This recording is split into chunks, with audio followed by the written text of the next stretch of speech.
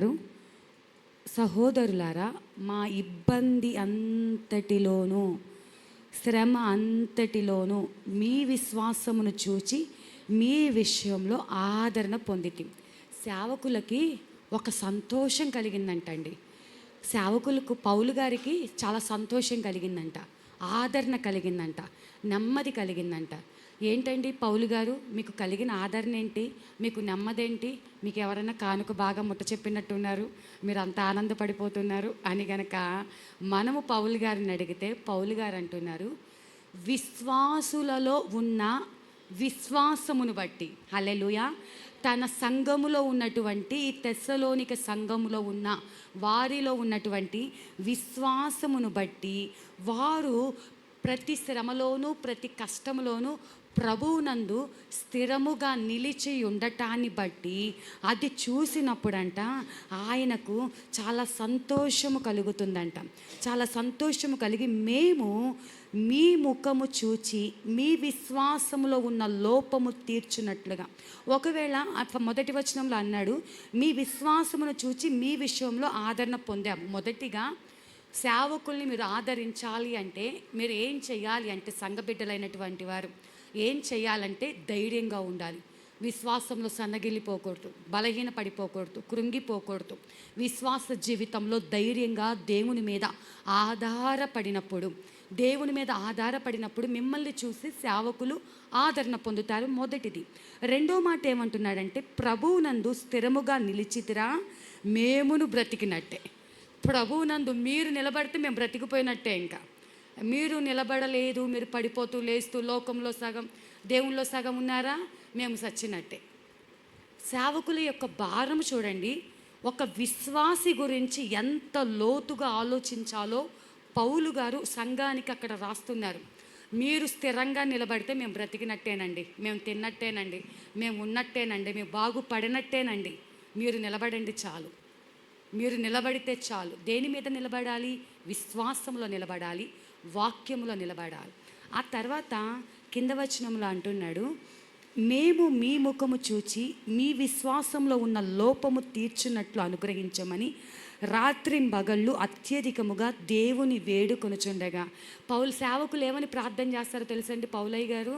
అయ్యా, సంఘంలో ఇంకా అందరూ సంపూర్ణంగా లేరు, అక్కడక్కడ విశ్వాస లోపంలో ఉన్నారు, అందరూ దేవుని మీద పడట్లేదయ్యా, కొంత లోపంగా ఉన్నారు, ఆ లోపంగా ఉన్న వారిని మార్చు ప్రభువా అని పౌలు గారు అంటండి రాత్రింబగళ్ళు దేవుని దగ్గర మొర్ర పెడుతున్నారంట. సంఘంలో ఏ ఒక్కరు బలహీన పడిపోయినా, సంఘంలో చాలామంది రావటం మానేశారండి, చాలామంది మానేశారు వాళ్ళ పరిస్థితులు బట్టి. కొంతమంది అనుకూలంగా ఉండి రెగ్యులర్గా వచ్చే వాళ్ళు, రాని వాళ్ళు ఎంతోమంది. కానీ మీరు నమ్మండి, నేను ప్రార్థన చేసిన ప్రతిసారి మీ అందరి గురించి ప్రార్థన చేసిన తర్వాత మానేసిన వాళ్ళ గురించి కూడా నేను ప్రార్థన చేస్తాను. ప్రభువా, వారు ఎందుకు ఆగిపోయి ఉంటున్నారో, ఎక్కడికి వెళ్ళట్లేదయ్యా, నీకు దూరం కాకూడదు ప్రభువా అని ప్రార్థన చేసిన ప్రతిసారి ఎవరైనా ఒక వారం రాకపోతే వాళ్ళ గురించి భారము కలిగి ప్రార్థన చేస్తూ ఉంటారు. రాత్రింపగలు సేవకుల పని ఏంటంటే వాళ్ళని కాపాడటమే పని.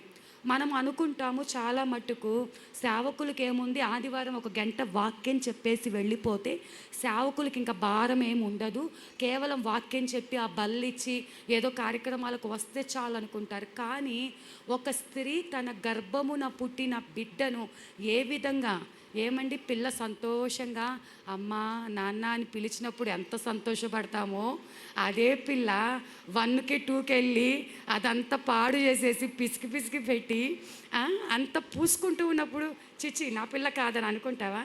వెళ్ళి ఆ పిల్లని ఎత్తుకొని దానికి ఉన్నదంతా కడిగి శుభ్రపరిచి మంచి బట్టలేసి మళ్ళీ తినిపిస్తాం.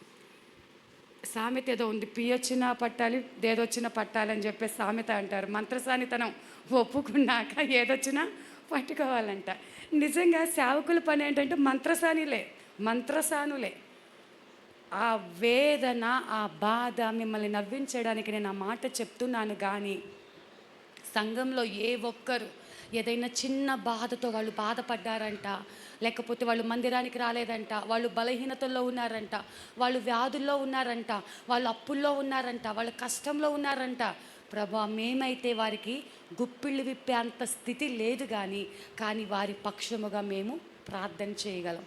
అది ఒక్కటే మాకు చేతనైనది ప్రభా. మేమే మరి మీరు వాళ్ళు పోషిస్తే పోషించబడుతున్నాము. మేమైతే ఎవ్వరికి మరి ప్రత్యక్షంగా సహాయం చేయలేకపోవచ్చు, కానీ దేవుని సన్నిధిలో మొరపెడుతూ ఉన్నాం. ఎందుకు అంటే రేపొద్దున ఆయన ప్రత్యక్షమైనటువంటి తరువాత ఆయన ఎదుట మిమ్మల్ని నిలబెట్టాలి. ఇప్పుడు ఆయన ప్రత్యక్షమైనప్పుడు మిమ్మల్ని నిలబెట్టడానికి మీరేమవ్వాలి? సంపూర్ణులుగా మార్చబడాలి, పర్ఫెక్ట్గా మార్చబడాలి. ఇప్పుడు 40 దినాల్లో ఇవాళ 31వ రోజుకి వచ్చాం.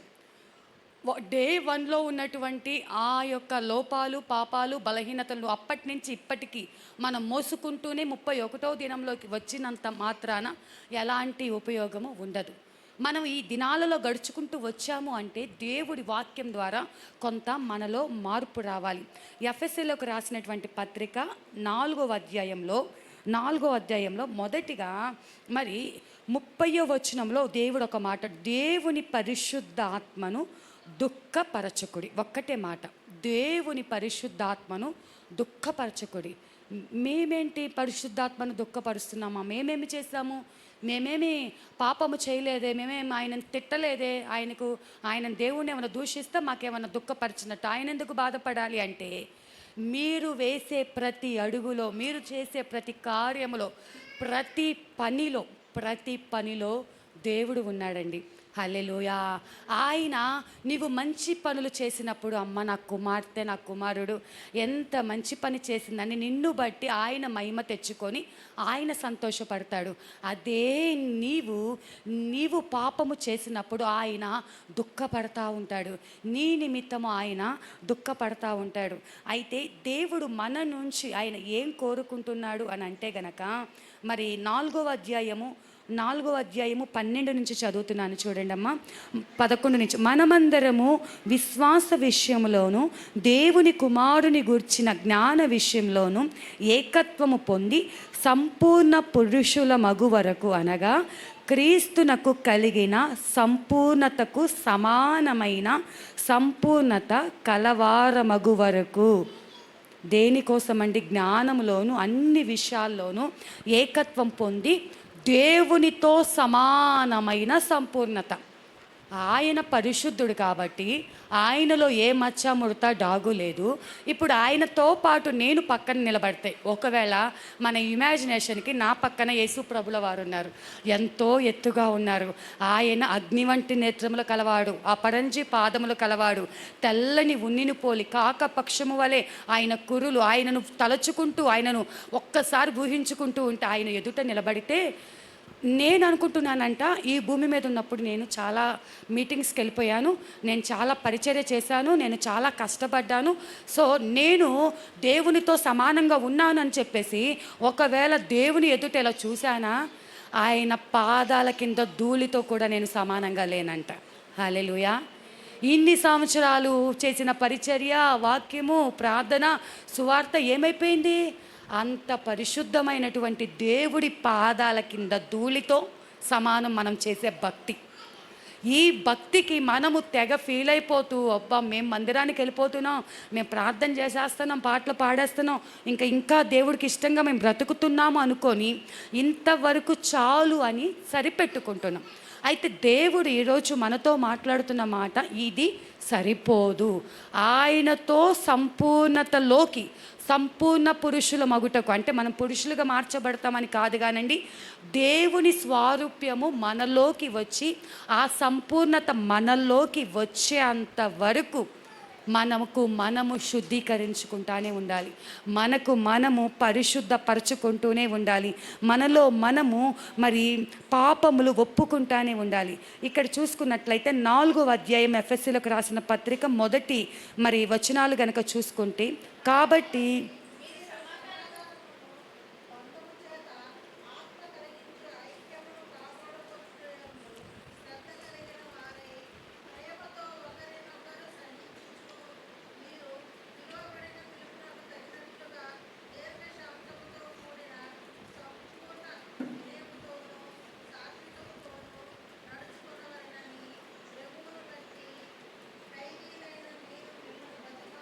చాలండి.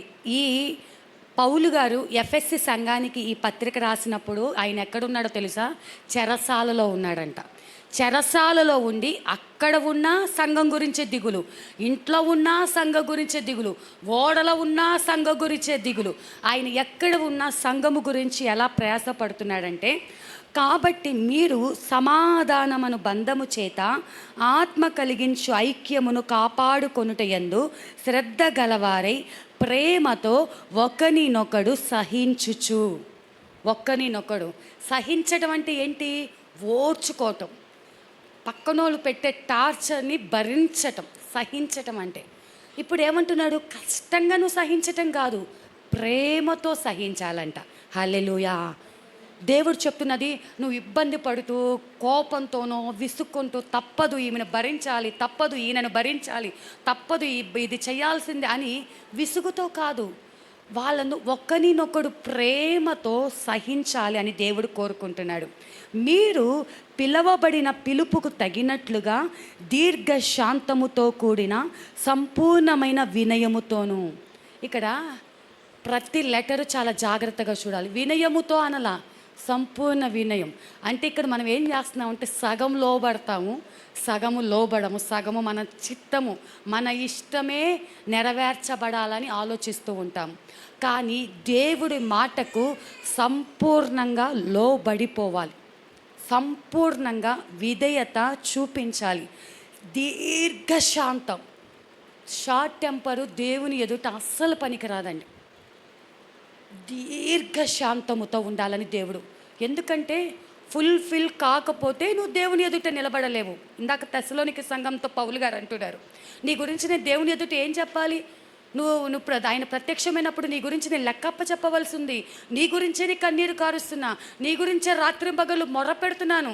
సంగమా, నీ కోసమే నా వేదన. నువ్వు విశ్వాసంలో స్థిరంగా ఉంటే నేను బ్రతికినట్టే, నువ్వు విశ్వాసంలో నిలబడితే నాకు ఆదరణ కలుగుతుంది. ఎందుకు అంటే సంఘానికి ఇంకా సంపూర్ణమైన మార్పు రాలేదు, దీర్ఘశాంతము రాలేదు, సహనము లేదు, ఓర్పు లేదు. భరించాలని దేవుడు చెప్తున్నాడు. రాబోయే దినాలలో ఇంకా భయంకరమైన దినాలలో మనం వెళ్తున్నాము. ఈరోజు జరిగినటువంటి పరిస్థితిలో స్టేషన్ దగ్గరికి ఉదయకాలం వెళ్ళినా, లేకపోతే రాత్రికాలం ఇందాక కూడా వెళ్ళొచ్చారు. ధైర్యంగా చెప్తున్నాను, సింహాసనం, ఆయన కృపా సింహాసనం ఎదుట నిలబడి ఓర్చుకొనవలసిన వారిగా మనం ఉంటున్నాం, భరించవలసిన వారిగా మనం ఉంటున్నాం. తప్పదు. దీర్ఘశాంతముగా మనం అన్నిటినీ రానున్న దినాలలో ఈ మాత్రం కూడా లేకుండా, నేను సాతానుని ఒకటే అన్నా, ప్రభా ఒకవేళ ఈ బాక్స్ తీసివేసిన సాతానుని నేను వాడికి సిగ్గు కలిగినట్లుగా నా స్వరాన్ని ఉపయోగించి నేను చెప్పగలిగిన శక్తిని నాకు ఇవ్వండి, వాడికి సిగ్గు కలగాలి. ఆనాడు అపోస్తులు ఆరాధిస్తుంటే గొప్ప కార్యాలు జరిగాయంట. మేడగదిలో ఆయన అభిషేకం దిగి వచ్చినప్పుడు ఎంతో అగ్ని జ్వాలల వంటి నాలుకల వలె. మీరు చెప్పండి, ఆ మేడగదిలో సౌండ్ బాక్సులు, రిథమ్ ప్యాడ్లు, కీబోర్డ్లు, మ్యూజిక్లు అన్నీ ఉన్నాయంటారా? ఏవీ లేవు. కానీ వారిలో ఉన్న మంటేంటో తెలుసా? నా దేవుణ్ణి నేను ఆరాధించాలి, జీవము కలిగిన దేవుణ్ణి ఆత్మతో సత్యముతో ఆరాధించాలన్న ఒక్క హృదయము చాలు. అగ్ని జ్వాలల వంటి నాలుక వలె అక్కడ అభిషేకం దిగి వచ్చింది. అందులో నుంచి వచ్చిన ఒకరు ప్రార్థన చేస్తే ప్రసంగిస్తే 3,000 మంది బాప్తిసం తీసుకున్నారు. ఇక్కడ ఈ రూమ్లో ఉన్నటువంటి మనము మామూలు మనుషులం కాదు. ఏమున్నా లేకపోయినా అన్నీ ఉన్నప్పుడు అన్నీ ఉన్నట్టుగానే ఆరాధించాము. ఏమీ లేకపోయినా, ఏ స్థితిలో వెళ్తున్నా దేవుడు మనకిచ్చినటువంటి తలాంతులు, దేవుడు మనకిచ్చినటువంటి ఈ చేతులు, దేవుడు మనకిచ్చిన ఈ స్వరముతో పరిశుద్ధుడైన దేవుణ్ణి గంభీరంగా ఆరాధించగలం. హల్లెలూయా. మనము చేతకాని వారము కాదు, మనం దేవుని శక్తి కలిగిన వారము. దేవుని ఆత్మతో మనల్ని పిలిచి ఉంటున్నాడు. మనం ఏదో అన్నీ ఉంటేనే మాకు అవి కావాలి ఇవి కావాలి కాదండి. నా దేవుణ్ణి ఆరాధించడానికి ఎక్కడైనా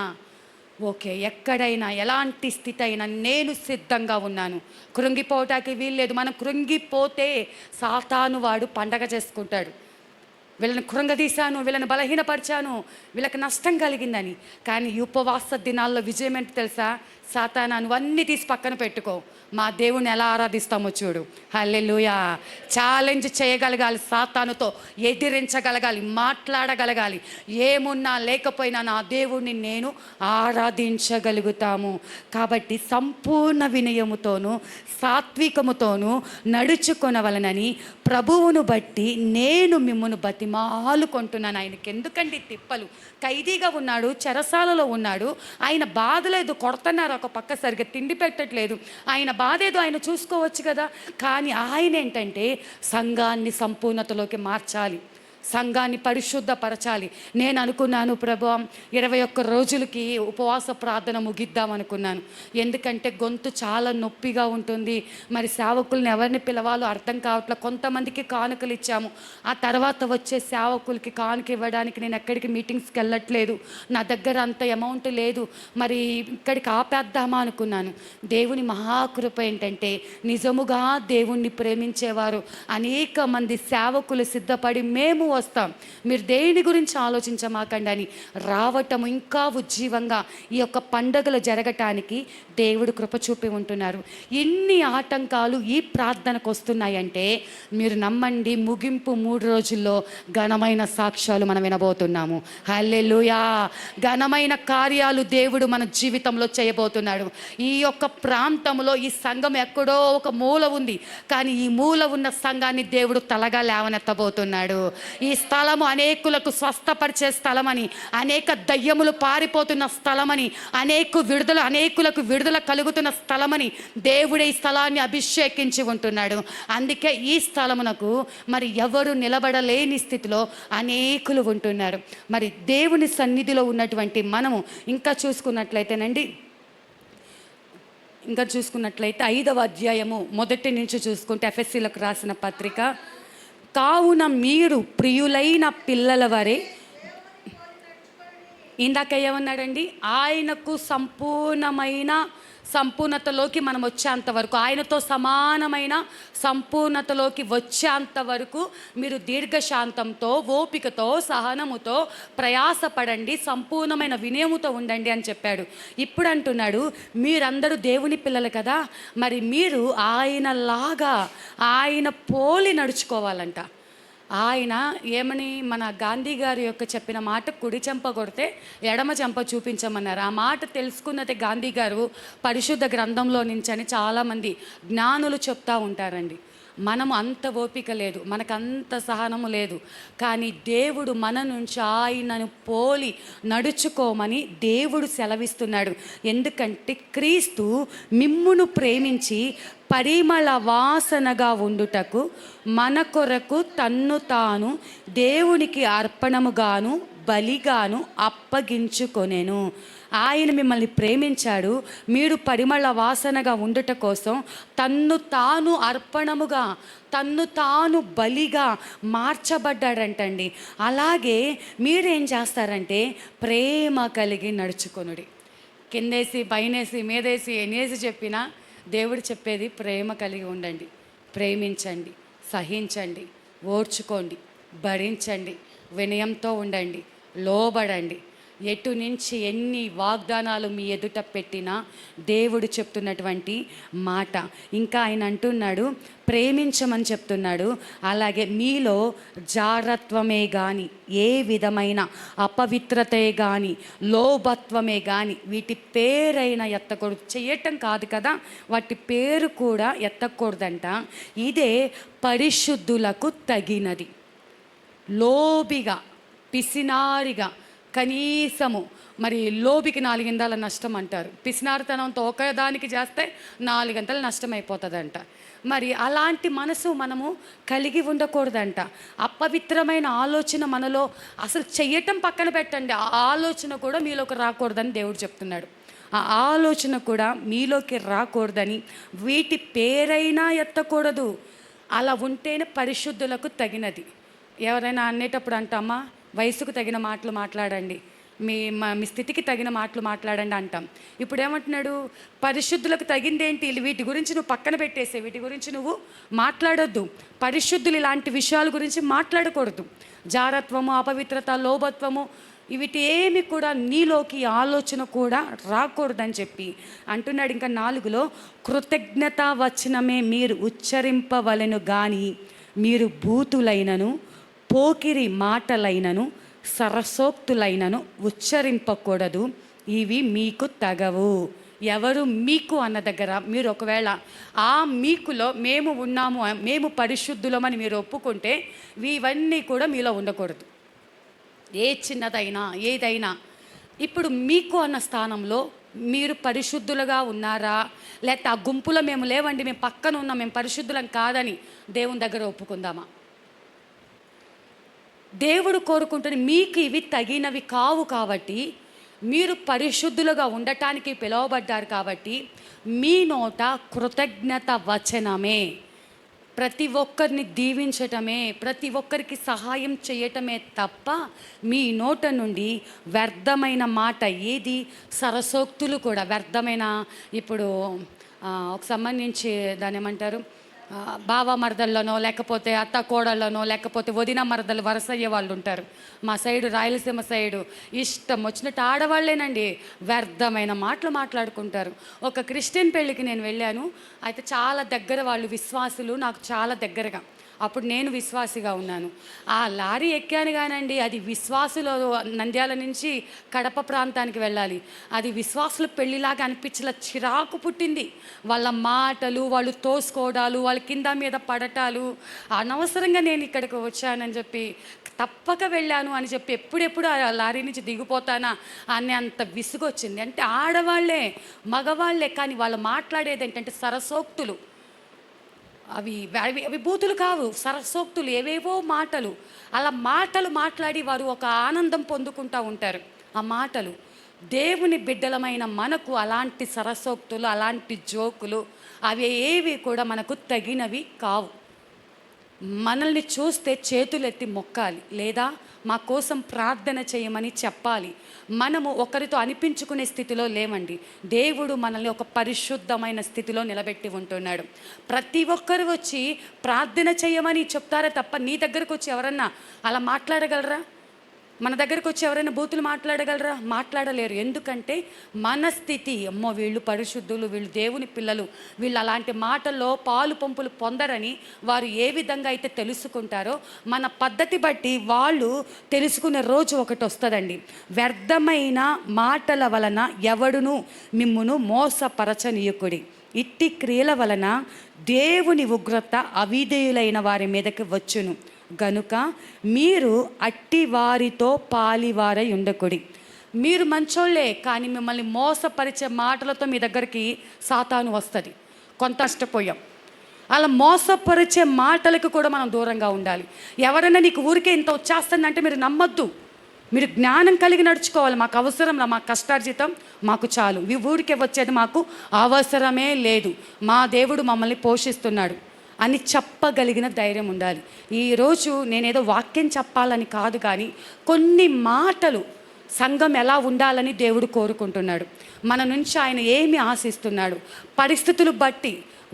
మామూలుగా విడిగా అయితే అందరం ఓపికమంతులమే, అందరం సహనమంతులమే, అందరికీ వినయం ఉంటుంది. కానీ సమయం వచ్చినప్పుడు అందరిలో ఉన్న ఇంకొక మనిషి బయటకు వస్తాడు. మన సహనం ఏంటో మనం ఏంటో అంతా బయటకు వస్తూ ఉంటుంది.